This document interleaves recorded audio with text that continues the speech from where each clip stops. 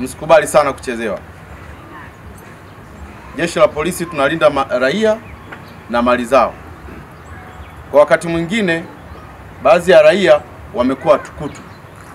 Msikubali wapande kichwani, kwa sababu wanaleta disturbance hata kwa wananchi ambao wanafanya shughuli zao za kibiashara. Wananchi wako busy na shughuli zao za biashara. Mkoa wetu uko vizuri, tunafanya shughuli za biashara, tuna hali nzuri ya kiusalama. Wako baadhi ya watu wanatamani sana watumie mgongo wa Mbeya kujijenga kisiasa. Sasa askari wangu, msikubali. Nimesikia kauli tofauti tofauti kwenye mitandao ya kijamii mkitukanwa nyie jeshi la polisi, kitu ambacho mimi sikukipenda kabisa. Nikasema kama jeshi la polisi viongozi wetu wanadhalilishwa,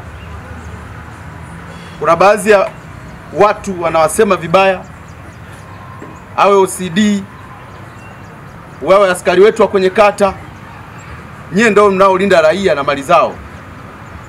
Lakini raia mmoja au wawili au watatu wakiwa watukutu, mnapaswa kushughulika nao. Wakati mwingine usipoziba ufa utajenga ukuta. Tusikubali kujenga ukuta. Watu ambao hawatakii mema mkoa wa Mbeya tusiwavumilie hata kidogo, tusiwavumilie. Watu wawili watatu, watu wanafanya shughuli zao huko. Kama kuna watu wanataka wana ajenda zao za kujijenga kisiasa, si muda upo. 2025 ukifika utachukua fomu, utagombea na utapigwa kwenye kipigo cha mbakoko, kwa sababu watu wana imani na serikali hii.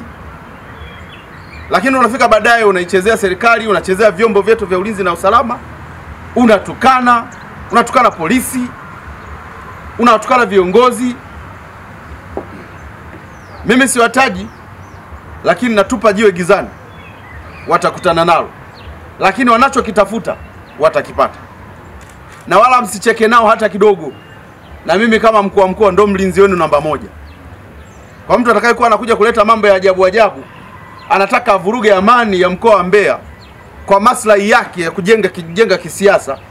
Siasa yenyewe hii unaweza ukagombea mara nyingi na usishinde,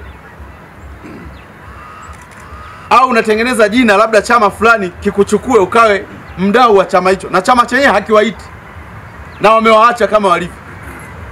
Kwa hiyo mimi niseme tu kwamba kwa yule ambaye anatafuta kiki kupitia mkoa wa Mbeya, tusimvumilie akatafute kiki kwenye maeneo mengine.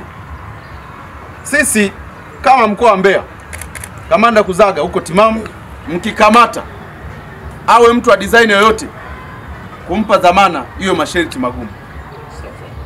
Maana wameshazoea, wanakaa kidogo wanatoka, wengine wanafanya hivi, wanadhani kuna mchezo tu. Mbaya zaidi, polisi mnatukanwa. Maafisa wa polisi mko wote, mko vizuri, na mimi na imani na nyie wote kwa pamoja.